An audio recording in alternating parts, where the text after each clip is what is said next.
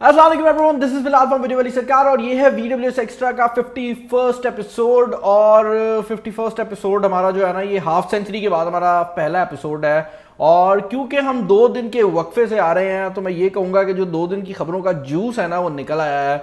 और आज आपको काफ़ी इंटरेस्टिंग किस्म की, मज़ेदार किस्म की खबरें जो है वो देखने को मिलने वाली हैं। मैं पूरी कोशिश करता हूँ कि मैं ऐसे वर्ड यूज़ ना करूँ जो खाने से रिलेटेड होते हैं, क्योंकि सब कहते हैं जूसी खबरें हैं, स्पाइसी खबरें हैं, लेकिन फिर भी आज मैंने मज़ेदार बोल ही दिया है, जज्बात में निकल ही जाता है। खैर, आज की जो खबरें हैं उनकी तरफ चलते हैं। और पहली खबर जो हमारे सामने आ रही है ये फेसबुक, ट्विटर और लिंक्डइन की तरफ से आ रही है, जहां पर जितने भी सोशल मीडिया हैं उन्होंने डिसाइड किया है कि ख़ास तौर पर अफ़गान सिटीजन्स के लिए वो एक फैसिलिटी अवेलेबल करवा रहे हैं, जहां पर वो अगर एक बटन दबाएंगे तो बेसिकली उनका जो अकाउंट है वो मुकम्मल तौर पर लॉकडाउन में चला जाएगा। जिसका मतलब ये है कि कोई भी बंदा उनकी पुरानी हिस्ट्री को नहीं देख सकेगा। उनका जो अकाउंट है वो कुछ टाइम के लिए डिसेबल हो जाएगा। अब आप लोग ये सोच रहे होंगे कि सोशल मीडियाज अपने ही अकाउंट बंद करने पर क्यों मजबूर हो रहे हैं। वेल, इसके पीछे उनकी जो लॉजिक है वो ये है कि क्योंकि अफगानिस्तान एक जंग की हालत में था और काफ़ी टाइम तक जंग रही थी, तो कुछ लोग एक साइड पर थे और कुछ लोग दूसरी साइड पर थे। लेकिन अब क्योंकि पूरा जो अफगानिस्तान है वो तालिबान के कंट्रोल के अंदर आ गया है, तो ऐसे लोग जिनने दौरान जंग कोई चीज़ पोस्ट की हो जो तालिबान को बुरी लगे या कोई ऐसा मसला हो, तो उस चीज़ को देखते हुए अगर तालिबान उनको ट्रैक कर लेते हैं तो उन पे कोई मसला भी आ सकता है। और उस चीज़ से अवॉइडेंस हासिल करने के लिए उनने ये जो फैसिलिटी है प्रोवाइड की है। और ये चीज़ रिक्वेस्ट भी की गई थी कुछ अफगान नेशनल्स की तरफ से, जिनमें अफगान वुमेन हॉकी और वुमेन सॉकर टीम की आई थिंक कुछ प्लेयर्स थी। I am not exactly sure, हाँ सॉकर टीम की ही प्लेयर्स थी जिनसे रिक्वेस्ट की गई थी।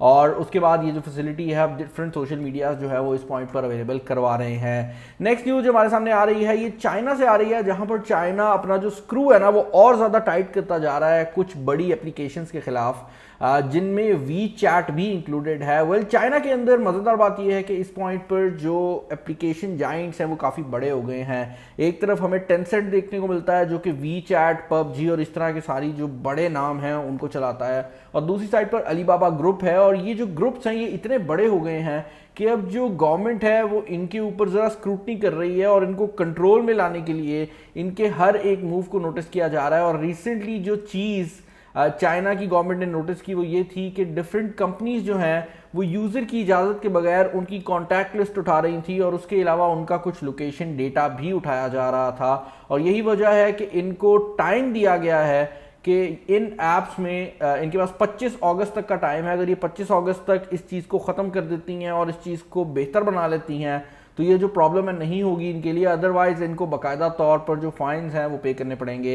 यहाँ पर इंटरेस्टिंग बात यह है कि एप्लीकेशन चाइनीज़ एप्लीकेशन हैं और ये जो डेटा था वो भी चाइनीज़ डेटा है। लेकिन चाइना की जो गवर्नमेंट है, even though application Chinese companies की तरफ से आ रही हैं, फिर भी वो डेटा पे कितनी स्क्रूटनी कर रही है। और पाकिस्तान जैसा मुल्क जहाँ पर हम लोग पहली बात तो पाकिस्तानी एप्लीकेशन को यूज़ नहीं करते, सारी एप्लीकेशन हम बाहर की यूज़ करते हैं, और उन बाहर की एप्लीकेशंस को भी हम कंट्रोल नहीं कर पाते। और एक खबर जो मैंने यहाँ से आगे काफ़ी मूव की हुई थी उसको मैं पीछे मूव करना चाहूँगा, क्योंकि जो लोग इसको इकट्ठा देख रहे हैं ना इन न्यूज़ को, उनके लिए बड़ी इंपॉर्टेंट होने वाली है। और नेक्स्ट न्यूज़ जो है वो भाई एफबीआर के सिस्टम के हैक के रिलेटेड है। आपको याद है एफबीआर का 2-3 दिन पहले मैंने कहा था कि सिस्टम हैक हो गया था, और मैंने बताया भी था कि इसमें एफबीआर की गलती नहीं है बल्कि माइक्रोसॉफ्ट का हाइपर वी के नाम का जो सॉफ्टवेयर है उसको ब्रीच किया गया है। और मतलब इसमें माइक्रोसॉफ्ट की गलती है। लेकिन अब ये चीज़ सामने आई है कि असल में ये जो सॉफ्टवेयर एफबीआर यूज़ कर रही थी ये unfortunately crack version pirated software था, जो कि मतलब मेरी समझ से बाहर है यार। मैं एक छोटा सा चैनल चला रहा हूँ, एक छोटा सा चैनल, और यहाँ पर हम लोग कोशिश करते हैं कि हर एक एप्लीकेशन के लिए पे किया जाए, क्रैक एप्लीकेशन से जितना दूर रह सकते हैं उतना दूर रहा जाए। और मैं अपना अकाउंट कभी ऐसे कंप्यूटर पे नहीं खोलता जहाँ पे क्रैक एप्लीकेशन हो। और पूरे पाकिस्तान का जो बोर्ड ऑफ रेवेन्यू है उसका जितना डेटा है, जिसमें कस्टमर का सारा टैक्स रिटर्न सब कुछ है, वो सब एक क्रैक सॉफ्टवेयर वाले कंप्यूटर्स पे चलाया जा रहा था। और ये इतना बड़ा सिस्टम है जो इनने पायरेटेड वर्जन में यूज़ करना स्टार्ट किया हुआ था। तो दिस इज जस्ट इनसेन। और यहाँ से हमें अंदाज़ा होता है कि हमारी कितनी हद तक जो बेसिस हैं वो ख़राब है।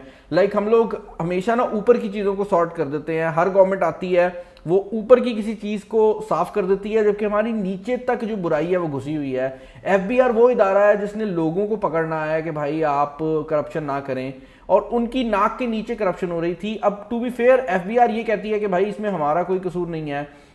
जो इदारा इसके लिए एक्चुअल में मतलब मैं कहूँगा रिस्पॉन्सिबल है वो पाकिस्तान रेवेन्यू ऑटोमेशन है, जो कि एफबीआर का सर्विस प्रोवाइडर है। तो हमें तो पता भी नहीं है उन्होंने क्या किया ना बेसिकली इस पॉइंट के ऊपर, लेकिन at the end of the day ये इदारा भी तो आई थिंक गवर्नमेंट का इदारा है ना। तो कहने का मकसद ये है कि यार एफबीआर एक क्रैक वर्जन का सॉफ्टवेयर यूज कर रही थी, और अब प्रॉब्लम ये है कि ये जो हैकर्स हैं ये रशियन हैकर्स हैं, जो कि इस पॉइंट पर $30,000 के आई थिंक बिटकॉइंस मांग रहे हैं, या आई डोंट नो ये किस तरह मांग रहे हैं, लेकिन $30,000 पर इन्हें सेल पे भी लगाया हुआ है ये डेटा। तो अगर कोई बंदा इसको डाउनलोड कर लेता है तो पाकिस्तान के जितने भी लोग हैं उनका जो डेटा है वो सामने आ सकता है, और ये एक बहुत बहुत बुरी बात है।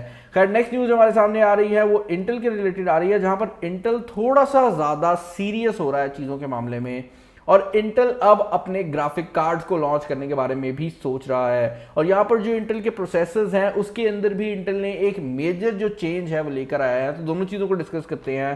पहली बात है कि इंटेल की जो 12th जनरेशन के चिपसेट्स हैं वो हमारे सामने आने वाले हैं, और यहाँ पर जो सबसे इंपॉर्टेंट चीज़ है वो ये है कि ये इंटेल के पहले मेन स्ट्रीम सीपीयूज होंगे जिनमें हाई परफॉर्मेंस और लो परफॉर्मेंस कोर्स रखी जाएंगी। अब ये तो बात बड़ी कॉमन नॉलेज है कि Intel multi core processor launch करता है। जब आप कोर i5 कहते हैं तो जनरली उसके अंदर एक से ज़्यादा कोर लगी होती है। जब आप कोर टू डियो कहते हैं तो उसमें 2 कोर्स होती थी, बट इन कोर्स में जनरली जो परफॉर्मेंस होती थी वो सिमिलर रखी जाती थी। जबकि अगर आप मोबाइल फोन्स की बात करते हैं तो जितने भी मोबाइल फोन्स हैं इनके अंदर आने वाले प्रोसेसर में कुछ ज़्यादा पावर वाली कोर्स होती हैं और कुछ कम पावर वाली कोर्स होती हैं।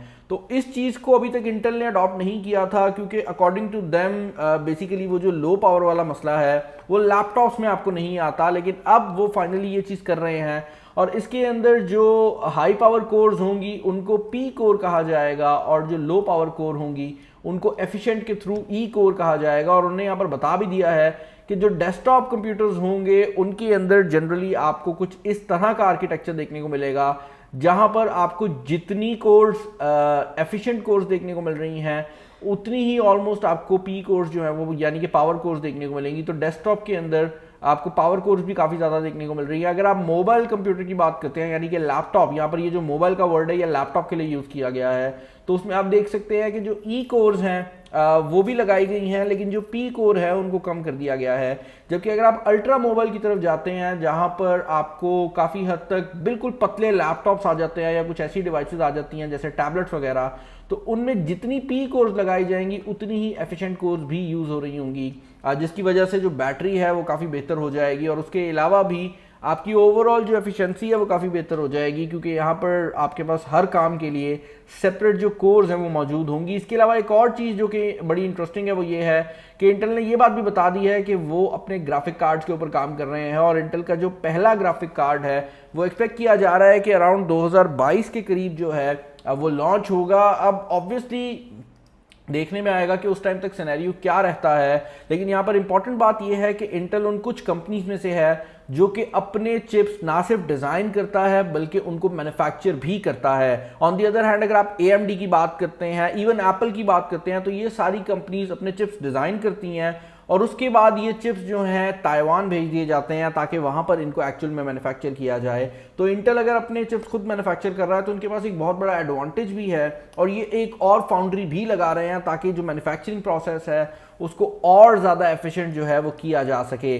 नेक्स्ट न्यूज़ जो हमारे सामने आ रही है ये सैमसंग की तरफ से है, and this is a brilliant news, और ये है सैमसंग के हर उस मोबाइल फ़ोन के रिलेटेड जिसके अंदर आपको एड्स देखने को नहीं मिलेंगे। जी हाँ, सैमसंग ने ये ऑफिशियली कह दिया है कि भाई हम अपने मोबाइल फ़ोन्स के अंदर अब एड्स जो हैं वो सर्व नहीं करेंगे, और ये जो चीज़ है बड़ी इंटरेस्टिंग है क्योंकि इससे पहले हमें एड्स की फॉर्म में काफ़ी चीज़ें देखने को मिल रही होती थी, कुछ प्री इंस्टॉल्ड ऐप्स आती थी, और उसके अलावा काफ़ी ऐसी चीज़ें भी होती थी जहां पर दिखने में तो एड्स नहीं होते थे लेकिन फिर भी वो एड्स ही चल रहे होते थे। जिस तरह अगर आप सैमसंग की वेदर ऐप की बात करते हैं या सैमसंग थीम की बात करते हैं तो इन सब चीज़ों से सैमसंग कुछ बैक एंड पे पैसे कमाती थी, जो कि मुझे हमेशा बुरा लगता था लेकिन किसी हद तक फेयर भी था, क्योंकि अगर आप बात करते हैं Xiaomi की, अगर आप बात करते हैं Realme की, अगर आप बात करते हैं Infinix की, अगर आप बात करते हैं टेक्नो की,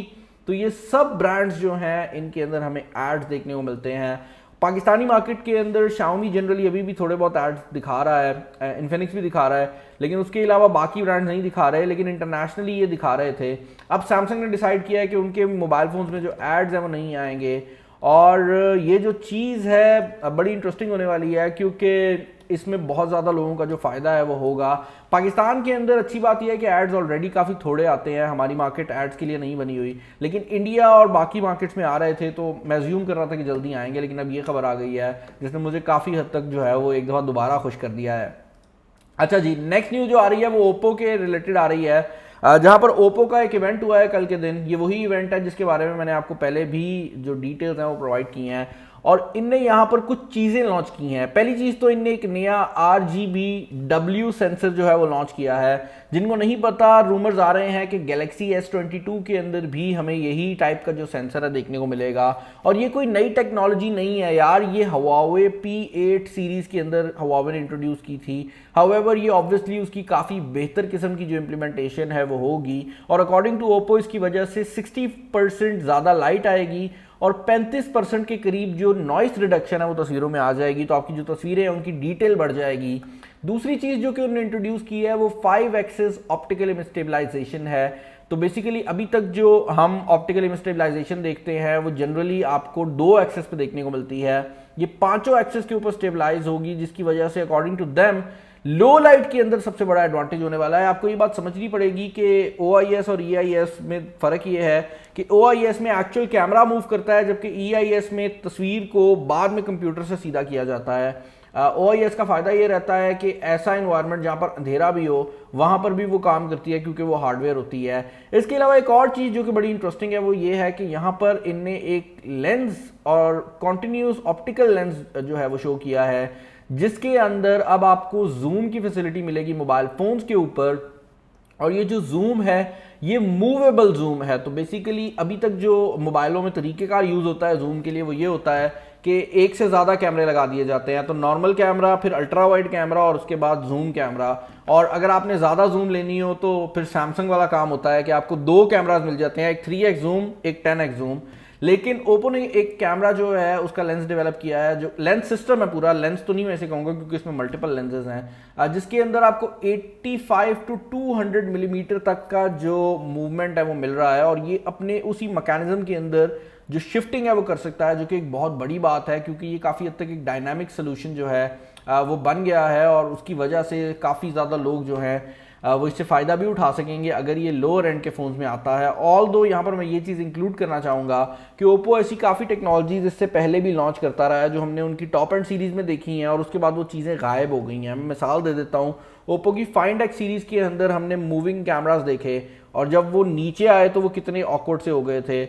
उसके बाद भी हमने काफ़ी ऐसी टेक्नोलॉजीज देखी हैं जो ओप्पो के सिर्फ टॉप एंड कैमराज में आती हैं, जैसे कि फाइंड X3 में माइक्रोस्कोप कैमरा दिया है, मुझे नहीं लगता कि वो कभी भी लोअर एंड में दें।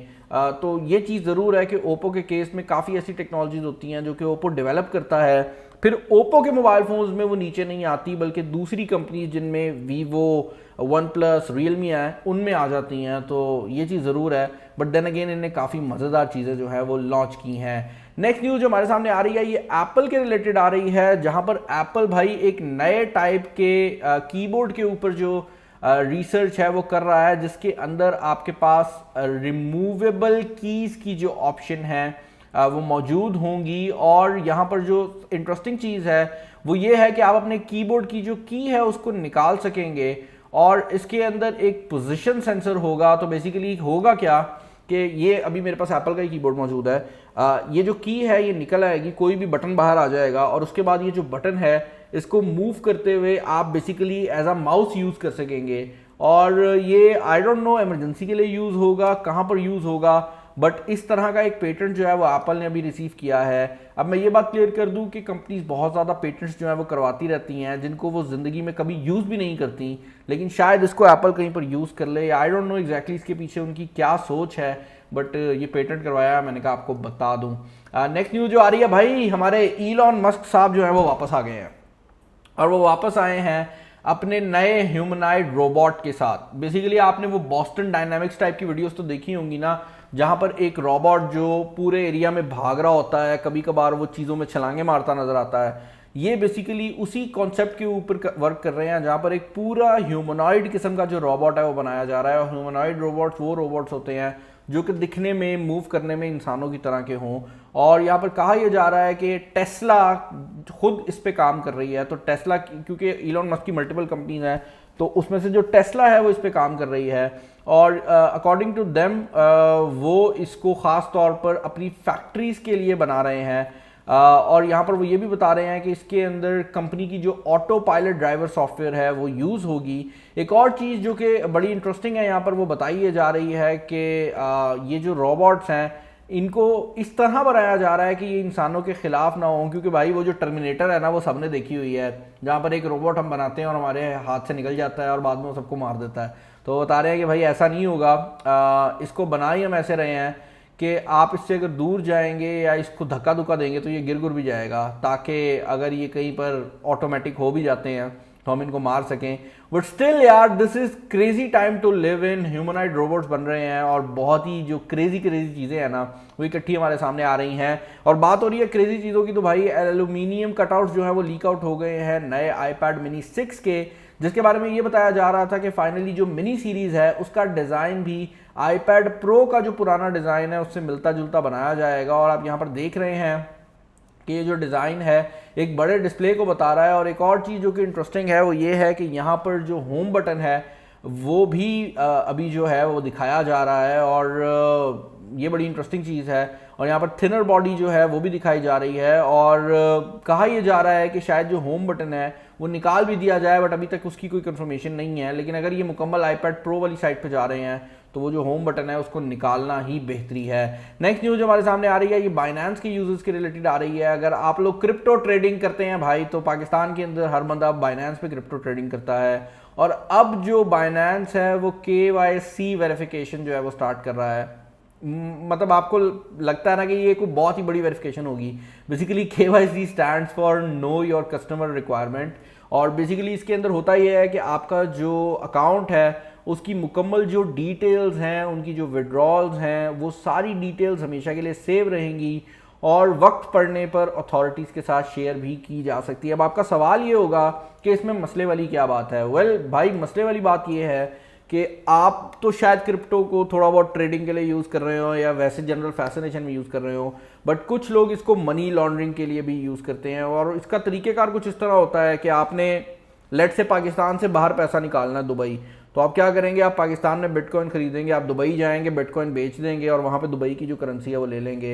And this is the biggest way to launder money across the globe. और यही वजह है कि जो भी बड़ी क्रिप्टो एक्सचेंजेस हैं उन पे इस टाइम ये रिक्वायरमेंट आ रही है कि अगर आपने ऑपरेट करना है तो आपका नो योर कस्टमर होना चाहिए, और तभी आपके ऊपर जो चीज़ें हैं वो चलेंगी।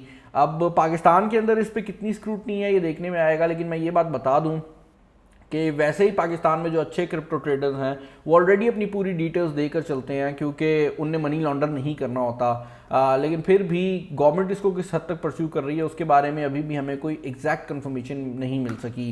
नेक्स्ट न्यूज़ हमारे सामने आ रही है, ये आईकू के रिलेटेड आ रही है, जहाँ पर आईकू 8 प्रो जिसके अंदर हमें अल्ट्रासोनिक फिंगरप्रिंट स्कैनर देखने को मिल रहा है, उसका जो टेस्ट है उसकी एक वीडियो जो है वो हमारे सामने आ चुकी है।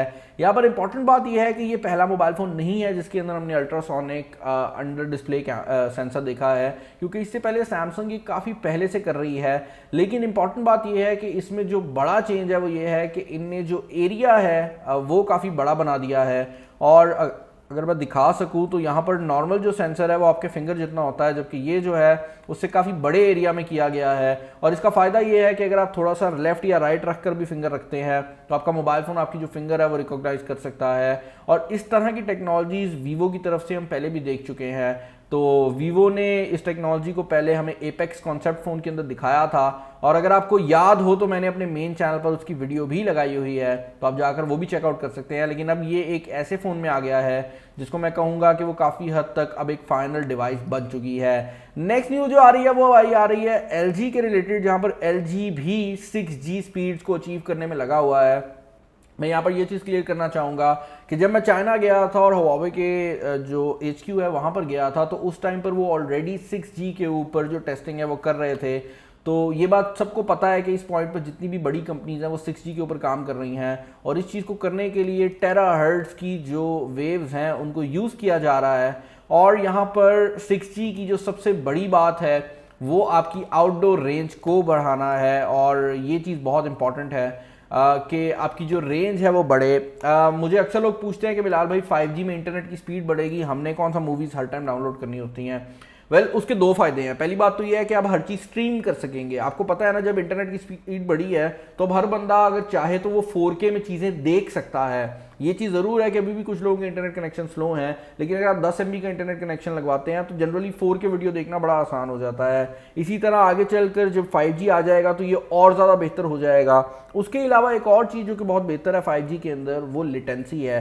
तो उसी चीज़ को आगे बढ़ाते हुए 6G के अंदर भी हमें जो स्पीड है वो देखने को मिलेगी, और LG ऑलरेडी इसके ऊपर काम कर रहा है, तो हो सकता है कि अगले मॉडल्स में LG भी काफ़ी ऊपर रहे। ओके, नेक्स्ट न्यूज़ जो हमारे सामने आ रही है ये OnePlus के रिलेटेड आ रही है, जहां पर OnePlus RT के नाम से एक नई डिवाइस जो है वो हमारे सामने आई है। और यहाँ पर जो सबसे इंपॉर्टेंट बात है वो ये है कि कुछ टाइम पहले हमें खबर आई थी कि OnePlus is already working on a newer device, लेकिन फिर लोगों ने कहा कि भाई OnePlus ने तो इस साल जो T सीरीज है वो लॉन्च नहीं करनी, तो फिर वो मोबाइल फ़ोन कौन से हो सकते हैं। वेल, अब उम्मीद की जा रही है कि वो जो मोबाइल फ़ोन था वो असल में OnePlus 9 RT था, जिसके अंदर हमें Snapdragon 870 का प्रोसेसर देखने को मिलेगा, और ये Android 11 out of the box support करेगा। यहाँ पर इंपॉर्टेंट बात ये है कि लास्ट टाइम भी जब OnePlus 9R को लॉन्च किया गया है तो वो मोबाइल फ़ोन सिर्फ और सिर्फ चाइना और इंडिया के अंदर लॉन्च किया गया था, और उसकी वजह से वो पाकिस्तानी मार्केट के अंदर भी हमने ज़्यादा नहीं देखा, क्योंकि जो इंडियन वेरिएंट था उसमें गूगल प्ले स्टोर था, लेकिन वो पाकिस्तान के अंदर वैसे इलीगल है,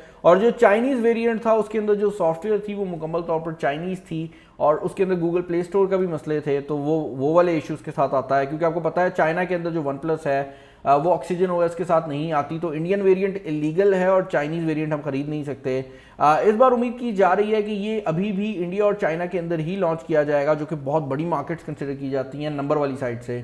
बाद में शायद ये आ भी जाए दूसरी मार्केट्स के अंदर। वैसे पाकिस्तान के अंदर OnePlus इस टाइम कोशिश तो कर रही है कि कुछ अच्छा किया जा सके, लेकिन बस उठते हैं और फिर गिर जाते हैं। तो देखते हैं कि सिनेरियो क्या बनता है। नेक्स्ट न्यूज़ हमारे सामने आ रही है वो नेटफ्लिक्स के रिलेटेड आ रही है, जहां पर नेटफ्लिक्स ने अपनी ऐप के अंदर अपनी खास तौर पर जो आईफोन और आईपैड की ऐप्स हैं उनमें स्पेशल ऑडियो की जो फैसिलिटी है वो दे दी है।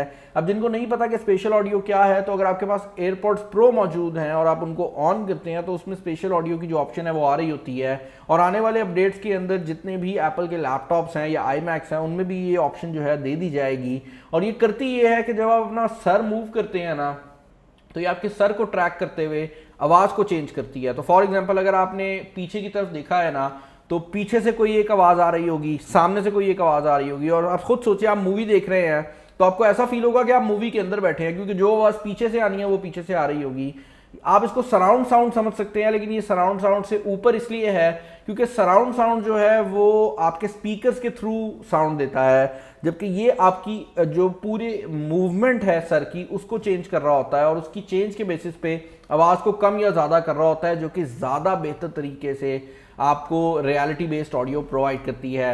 नेक्स्ट न्यूज़ जो हमारे सामने आ रही है वो गूगल फाई के रिलेटेड है, जहां पर गूगल फाई जो कि बेसिकली गूगल का आप ये समझते हैं कि एक नेटवर्क है, जिस तरह मोबाइल नेटवर्क्स होते हैं उसी तरह गूगल फाई एक मोबाइल नेटवर्क है। और अगर आप इसकी सब्सक्रिप्शन के ऊपर हैं जो कि $9 पर मंथ है, तो आपको एक बहुत ही कमाल डील ऑफर की गई है, जहां पर $216 के अंदर गूगल का लेटेस्ट Pixel 5a जो है वो ऑफर किया जा रहा है। Now this is a brilliant move from Google, because international भी हम देखते हैं कि जितने भी कैरियर्स हैं वो काफ़ी ज़्यादा डिवाइसेस पे जो अपने डिस्काउंट्स हैं वो ऑफर कर रहे होते हैं, लेकिन यहाँ पर गूगल के पास सबसे बड़ी बात यह है कि गूगल का क्योंकि ये अपना फ़ोन है तो वो सबसे ज़्यादा डिस्काउंट दे सकते हैं, और ये एक बहुत बड़ी बात है कि गूगल ने ये जो फैसिलिटी है प्रोवाइड की है। और ऑब्वियसली आपको कैरियर अगर आप यूज़ कर रहे हैं तो उसके पैसे भी देने पड़ेंगे। $9 पर मंथ जो है वो $360 बन जाता है अगर आप 2 साल के लिए उसको देखते हैं। लेकिन फिर भी अगर आप ये सब्सक्रिप्शन ले रहे हैं तो आई डोंट थिंक सो कि आप कुछ भी लूज़ कर रहे हैं, क्योंकि आपको जो सेलुलर नेटवर्क है वो तो अलग से मिल रहा है ना, और $9 पर मंथ आप दे रहे हो, लेकिन वो आपका मंथली बिल है जो आप कॉल के लिए यूज़ कर रहे हो, और उसके ऊपर आपको ये जो डील्स हैं देखने को मिल रही हैं। नेक्स्ट न्यूज हमारे सामने आ रही है ना भाई, एक बार फिर सेम डिज़ाइन में एक नया मोबाइल फ़ोन लॉन्च कर दिया है वीवो ने पाकिस्तान में, और इस मोबाइल फ़ोन का नाम है वीवो Y53s। ये मोबाइल फ़ोन मेरे पास कल या परसों पहुंच जाना है, और मुझे अब समझ भी नहीं आ रही ना मैं क्या कहूँ। आई ऑनेस्टली लाइक वीवो एक ऐसा ब्रांड है जिसकी सॉफ्टवेयर बहुत अच्छी रहती है, कुछ चीज़ें इनकी बहुत अच्छी हैं, लेकिन कुछ चीज़ें बड़ी अजीब कर रहे हैं। ये मोबाइल फ़ोन ही अगर आप देख लें तो ये 64 मेगापिक्सल के कैमरा के साथ आ रहा है, जो कि एक अच्छी चीज़ है। इस मोबाइल फ़ोन का डिज़ाइन ऑल दो बहुत पुराना हो चुका है इस पॉइंट पर, फिर भी चलो गुजार दिया। 33 वॉट की फ्लैश चार्ज दी गई है, जो कि अगेन एक अच्छी चीज़ है। लेकिन जो बात मुझे अभी पता लगी है वो ये है कि इस मोबाइल फ़ोन के अंदर जो प्रोसेसर है, गेस व्हाट, ये mobile phone by the way इसके जो प्राइस टैग पता लगा है मुझे वो 48,500 है। कल मेरे पास आ जाएगा तो मुझे एग्जैक्टली जो चीज़ें हैं वो पता लग जाएंगी, लेकिन 48,500 के अंदर आप गेस करें आपको कौन सा प्रोसेसर मिल रहेगा।